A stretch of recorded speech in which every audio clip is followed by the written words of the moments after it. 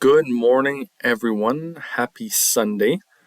I'm going to go through some charts today. I got quite a few charts prepared, not prepared, but kind of just lined up to analyze. I find the weekends are a great time to just sit back, look at a lot of ratio charts, and kind of evaluate the cycles and where we're at. Everything moves in cycles. If we understand that, then we can probably take advantage of things and try to buy things when they're cheaper versus other assets and ride the wave, right? It could get even cheaper later, but if we're on the right side of that trade, the odds are much more in our favor. So I'm going to go through that. You don't have my face this morning on video. I want to try to make sure we focus on the charts and not me. I want my full screen. So we're going to start right away. So gold versus the NASDAQ. We can kind of see here, I've left the chart open so I can draw some lines on some of these, right? So we are in a major downtrend. This is a monthly chart, right? So we can clearly see, right, that we're making lower highs. That's clear. But we can also see that in 2000, we made a low right over here, and now we are making a low. And sorry if my lines aren't straight, but you'll get the whole purpose, right? So we have higher lows, right? So that is clear. So if we draw a nice trend line between our two tips here, we're going to get what looks like kind of maybe a sideways triangle or wedge. We'll see how it plays out. But we're far from resolved from this. But the good thing is that I think on the monthly chart, now this is really big picture view, right? This is 2000, so we're talking about 20 years ago. We made a low on this ratio. We just retested that low with that trend line, right? We made a higher low, and then we kind of came out of it. So this is something important to note. If we flip on the daily chart,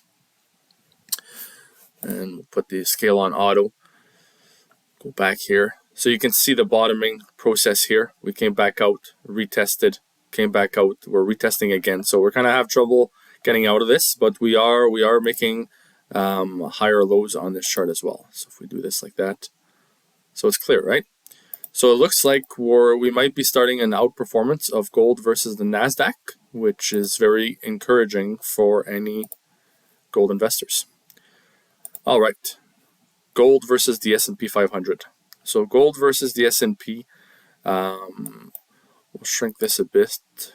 See if you take some of these, I have the log on because it just shrinks the chart a little easier to see, right? I kind of like it like this though. If you look at it like this, you can really see we got like two kind of bottoms, right? This one's a little bit higher up. If we zoom in, gold is kind of bottoming out here. But I mean, you can see the big picture. The big picture view is that gold is extremely cheap versus the S&P. I mean, you can't deny that. Look at this, right? So, I mean, do you want to buy 1 ounce of gold right now, or do you want to buy one share of the S&P 500 if you have an option? I would certainly buy an ounce of gold. And then you look at this chart in 10, 15 years from now, we'll probably be up here somewhere. We'll have a blow off top, and the gold will outperform. And then I'll probably change some gold to the S&P 500. And if we do these big cycles, I'm really confident that, especially if you're going for generational wealth, you're not looking for money tomorrow or next week or even next year. I think this is the way to do it. So you don't have to put your whole portfolio based on these types of charts, but you pick a percentage of your wealth and you keep it in these ratios and you keep them long term. And I think you build something pretty significant for your kids or future generations if you're interested, even yourself if you're young enough for your retirement. So yeah, that's there, a little speech there out of the blue, but that's what it is. All right, so gold to silver ratio here. We're on the monthly chart. We're going to try to, let's make this a little bit smaller so we can spin. There we go. That looks better. So I shared this one, right? This is one of my favorite charts. We broke down right here. We're kind of retesting it, but silver is super cheap right now versus gold. That's just a fact. And you can see with the major move in silver on downwards, all right, and in percentage terms more than gold because this ratio moved up, right? So we're retesting that zone that I talked to you guys about before. right? Even that trend line here as well that we broke out, plus that horizontal support. So we'll see here if silver can kind of bottom out in maybe this week. Even it's moving so fast. We can see a lot of consolidation here for 1, 2, 3, 4, 5, 6 months here. It consolidated even before, even more. So it's a really significant place right now for this ratio. You can clearly see that. So this might be a place where we want to start looking if silver can bottom sometime soon. If not, maybe it comes back, gets back into this kind of pattern and test out this high here of 91. We'll see it. We'll see it on the next weekend videos. So gold versus the DXY. So I like this chart as well. It's not quite the same as having gold price in US dollars because DXY is a basket of currencies. So you can see here that we bottomed out on this trend line here and gold outperformed the DXY. Now, will we come back here and retest it? It is possible. I'm hoping that we don't come all the way back, that maybe we retest this high of 15. But again, you can even say this is kind of a cup, right? Cup and handle pattern. If we go look, if you want me to draw that in, we can draw that in real quick. I'm going to do this rough because I don't want to spend too much time here. My lines are super thick from a past drawing, but you kind of see that, right? The cup, I'm not even going to move it. I'm just going to give you the idea, right? So there's your cup and there's your handle. So pointing that out. So on this chart, I would say it's kind of indecision, right? I wouldn't say that gold is super cheap versus the DXY on this. Kind of up here, right? Now we're going to look at gold versus platinum. So now we're comparing two assets to each other, two metals, right?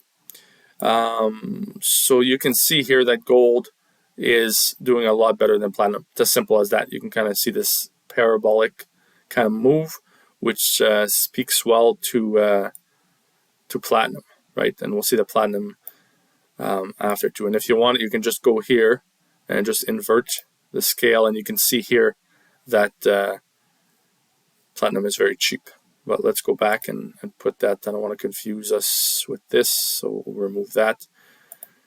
All right, so we're still sticking with gold here. I'm just putting the GDX now, which is the mining companies. So I really like this chart. We have GDX compared to Denison Mines, which Denison Mine I'm going to use here as a proxy to all uranium stocks. I think it's a pretty good one for this, since a lot of new stocks are new, and I don't have a lot of. It's hard to find the history, and URNM doesn't go back that much. So we're going back all the way to 2008 here. And we can really see that it really goes into big swings, right? We're making these big swings. 2008 and GDX kind of took off versus Denison Mines, came back down, came back up, came back down. You know what I mean? We're doing this thing, and we really had a really, really big rise here where GDX, all right? So GDX is cheap down here, guys, right? So GDX is not cheap up here. So the DML was really cheap. I say DML because DML, I should write DNN, but that's just the TSX sticker. So right now we know that GDX is very cheap, very expensive. Sorry, compared to GDX. So GDX is very cheap. Sorry, I'm getting confused here. GDX is very cheap down here, right, compared to Denison. And GDX was very expensive up here. So it's a very curious thing to see, right? A lot of people are bullish on Denison Mines, on GDX, on the gold stocks, especially with gold being that high. You'd think GDX would do better, but we are on a major support zone on this ratio. So I really think in the future we're going to see probably GDX outperform DNN. Unless this breaks down and then we can make some new lows, this is possible. So just pointing this out here, or they move in the same kind of order. We kind of stay here, but they both kind of do well. But I would buy right now, even though my portfolio is not reflective of this, GDX is cheaper, much cheaper. All right, GDX versus gold. So here, this is what I was talking about. So you can really see here that GDX has a lot of catching up to do if it wants to. It doesn't mean it will, but history would say that it would. And this looks like a really nice bottoming pattern with two double bottoms, right? We kind of broke the trend line coming down. So if I draw a trend line coming down here, this is what's important to note. This was kind of like a major fall, right? That's easy to see, right? So, and you'll see these two in anything that you study. You see these kind of phases in markets, and I think this is a good one to illustrate here. Okay. Again, this is nothing planned here. I'm just doing this off the cuff here with you guys just to be more organic about it. But let's say this was a major downtrend, the end of a trend. We don't have the history here because GDX probably wasn't trading.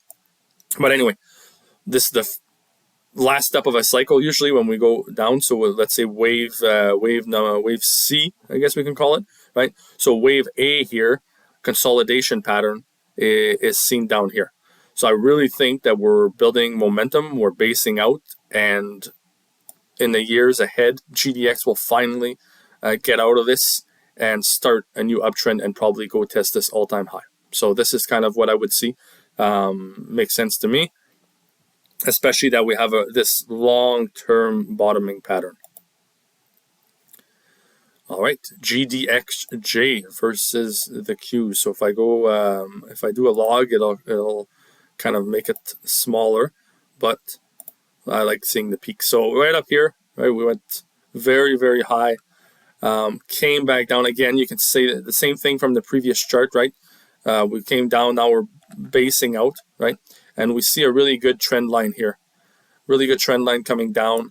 We broke out of it, right? GDXJ broke out versus the Qs, and then we're doing a retest, and we're still almost right at the lows. Will we go back and retest this low? I'm not sure. You could say that we have maybe we're, well, no, not really. I was going to say an inverted head and shoulders, but I don't see it.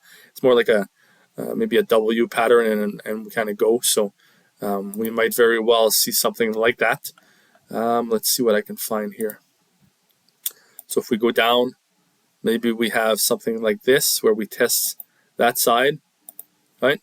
And then we finally, now this is a monthly chart, so this could take the rest of the 2023. We don't know, right? But maybe this is a pattern that we're going to see, and then we finally kind of break out of this resistance, and we can see it back here, this resistance right there, right? So if we do a horizontal line here, and we just draw this right over here, so you can see that resistance, right? So that's what we're trying to fight against for the GDXJ. But again, if we back up, this asset is extremely cheap versus the NASDAQ stocks, versus Apple, versus all of those stocks, right? I mean, that's where, if you're a value investor, this is a way, because it's very hard to measure the value sometimes of commodities, right? What's the value of a commodity? You can look at how much it's mined for, right? How much it comes out of the ground, how much it costs to get it out. That's usually a really good way to measure it. You know, the cost curves of the actual assets, of the actual metals. But comparing it to other financial assets is another way that you can kind of analyze value when it comes to these things. So I'm reading about value right now. So value investing in companies, which I'll share on this channel as well as I learn more. And I'm a student as much as anybody else, so we're trying to figure all this out. GDXJ versus gold, again, look at this. Huge basing pattern. We're not even broken out here. This thing is super cheap. I mean, look up here. One share of GDXJ could buy 0.12 ounces of gold, and right now it can buy 0.02. It's almost free, right? If you look at it that way. So that's very interesting.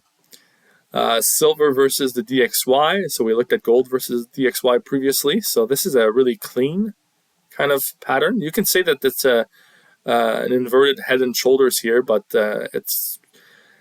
I'm not sure. I don't see it as much just because we got these two big peaks, right? And if we put it on a log scale, this will kind of diminish. But we see major support here between 0.18 and 0.13. All right, this is a big support area. We've got this big, massive kind of cup, just like kind of the silver chart, except this one goes higher, right? And then we can come back down and we're retesting. So we're kind of midway in this, between the low and the high. Not much more to say on this. Silver versus the SPX. I mean, I don't have to spend a lot of time on this. You can clearly see, if I put it on log so we can see it better, right? We kind of made a higher low, right? Bullish for silver versus the SPX. And then if we kind of zoom in here a little bit and take it off log chart, we have broken out of this, shorter term trend line, and now we're doing a retest. We had a really rough couple days in silver, right? I said it clearly. We had built a lot of momentum in the silver chart, and I think we broke to the downside, unfortunately, for silver investors, or fortunately if you want to buy more.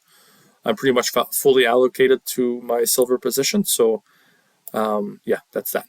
So for the SILJ versus silver chart, we can really see here we're bottoming out as well. We're making a higher low, which is encouraging. We retested this low right here, right, in 2020, March 2020. So this is a clear downtrend line, and I think we're gonna gain a lot of power once we do power through this.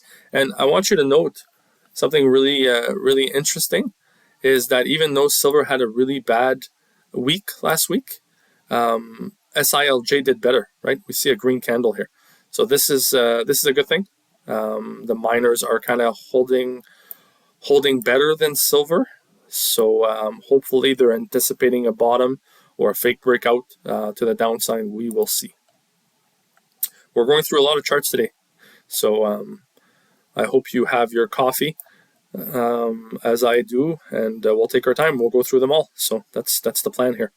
So silver versus oil, we had this big downwards triangle wedge, broke out of here to 0.30. Then we came back down, and now we're making this inverted head and shoulders for silver versus oil.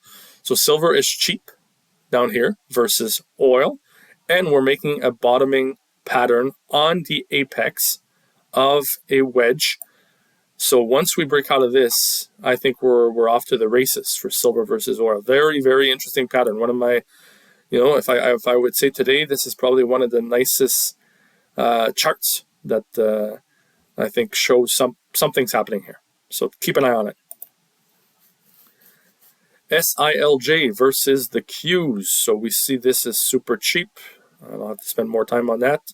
I might go through a little bit faster here because there are some repeats, because the ratio is kind of depending on the denominator and the numerator. Okay, so platinum versus the S&P. We're doing this nice, you can really see a smooth, it's not as sharp of it is a sharp drop, but it's a smooth, it's worth putting this on here.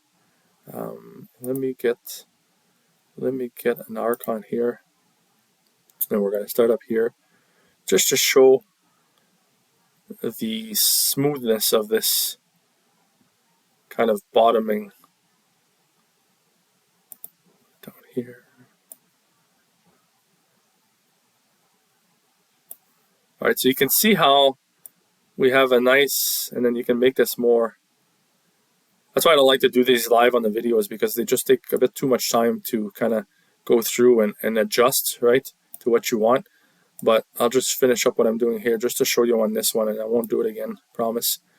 All right, so we're looking at kind of a smooth down pattern, and if we put it on log, see it a little bit better. But we got a nice smooth, kind of making a nice arc here, and now we're trying to bottom out. So platinum here is like incredibly cheap. We're lower than we were currently right now today. We are lower than what we were in the year 2000, right? That's how cheap platinum is versus the S&P 500. This is a major cycle. I might just have to pick up more platinum, honestly. This is something that I can add to my allocation, so I might just do that. Platinum to the Dow, same thing, same chart almost, right? So easy to see. Now we're looking at all platinum, guys, so we can see platinum here, how cheap it is versus gold. Here we did kind of break out. We're not at the lows anymore. We're kind of trending back down, and we're retesting this trend line. So this is very positive for platinum. This is where you want to buy something when it's kind of broken out. It's doing a retest. We're on a support line. I mean, this is a major. This could be a major decade trade investment, right? We can clearly see this by this chart versus gold. So if you're a gold bull, I would strongly suggest you you look into platinum, an asset that's even cheap versus gold. All right. Platinum versus palladium, another one, right? So we have this kind of triangle pattern right at the bottom here. We're retesting right at the bottom of, again, that 2000. So platinum versus palladium. I think this thing is going to shoot up to the upside and we'll probably take out this top one day. It'll be a long ways away. Could be in 10, 15 years. But just know that these cycles happen. I mean, you think it's impossible, right? You'll probably think, oh, yeah. But look, 2009 to 2023, right? So that's like 15 years. So it's you really gotta look at the big picture, right? And we already did it. We came from here and we went all the way up here. So what makes you think that we're not going to go from here and go back up there? This is what cycles is all about. On top of that, platinum and palladium are very interchangeable, right, in the industries. So you're going to see a shift of palladium being used less. They're going to switch to platinum, and they're going to make this thing rise to the other extremity. So that's how cycles work. I hope you're still with me. I hope you're enjoying it. We're almost to the end, so let's keep trucking through here as I take another sip of my coffee this morning. So platinum versus silver. Major downtrend in platinum versus silver. We kind of bottom out here. We made a new low that we can see. But we broke through this downtrend line, which is very important. And when you look at a trend line, you want to look at the how many touches we have. We have one touch here, two. Can we consider this? I would. 3, 4, 5, 6, and 7. So it's a really important trend line. The reason I say I would, because you don't have to be religious about this. It doesn't have to touch it exactly. It has to be, an overview, a major pattern, right? So that's how I see things. So you can also draw zones instead of this. Instead of a line, you can draw 2 lines, put some color in between, and this is a zone where it comes in, because these wicks, you can see they're quick and they go up and down. So anyway, platinum and silver. We can see here platinum is very cheap versus silver, but it broke out. It kind of did a retest recently, and now we're kind of, we have a little green candle here. We're going to try to find some support and finally break out of this. So very bullish for platinum here. So we just went through a whole bunch of platinum charts, and every single one of them is bullish versus other assets. I hope you get that out of the video here. All right, so now we're now talking about uranium. So UX1, right? So that's what I'm using here on a monthly chart, because I got more history than, let's say, Sprott Uranium ETF or fund. So we came back down. We came down here from all the way from 2008. UX1 lost value versus the S&P. Now we're doing this big bottoming process, right? And we can see we're kind of doing a little flag here. So if I just remove, I want to make sure these are as clear as possible. So this is I removed the volume. So let's zoom in again. Let's put this thing on auto. Oh, there we go. Much better, right? So we got this big kind of bottom, right? And we're doing this call it a little flag. And I want to make sure I point it out and make it clear here. So we got this little flag here. Right, so if we would look on the shorter term for sure, and you can do this yourselves as well, but you can see this little flag. We had a nice, and then I put a pole on here to make it clear what I'm talking about here, right? So we got a flag in the wind here, right? We got a flag pole, a little flag, and then I think we're retesting these peaks here, and then we're gonna kind of come out of here, and I really think UX1 is gonna really outperform the S&P 500. Extremely bullish chart. Same here. I won't go through it. NASDAQ, same picture, right? UX1 versus silver. Wow. So UX1 is very cheap versus silver here. That is very interesting to note, right? because silver is cheap to other assets. So this really has the potential. Once this whole thing breaks out right over here, once this whole thing breaks out, we are going to have a massive rally. This is going to be fun versus silver. Can you imagine? And I don't think silver is going to crash while we do this. So I think when this happens, silver is going to do well at the same time, which just means that both assets are going to do well, but UX1 is going to do probably bigger things. Versus gold, same thing. I don't have to talk about it again. It's the same chart pretty much. UX1 versus platinum. So UX1, by the way, it's the spot price of uranium, right? And if you look at it, if you look at UX1 on the daily chart, it's not candles like this. There's not a lot of volume, but at least it gives us a good idea. So a big kind of arc kind of bottom here, consolidation. So UX1 has gained more value versus platinum, and the others already kind of broke out, which shows how cheap platinum is. But anyway, so UX1 is going to go. But yeah, this is a UX1. It looks really good on all these charts. And same against Denison Mines. Yeah, even versus Denison Mines, you can see here UX1 is cheap. So I hope this helped to look at uranium a little bit where it's at, because I see a lot of potential for it to really break out and really have a big move. I have a whole bunch of other ones here for assets versus the yields, but I think I've went long enough this morning. I took more time than I thought looking at these, so I'm going to keep this for another video where we're going to look at the same assets but versus the yields and see how they compared to that. So I hope you had some. I hope you benefited from this video. I hope it made you think. Maybe go through again and go through your charts, and then you can really dig down on the companies that you want to invest in within these areas for a certain percent of your portfolio. But this is more looking at really the overall picture and the cycles coming up. So I hope you enjoyed it, and please subscribe, and we'll catch you on my next video. Thank you.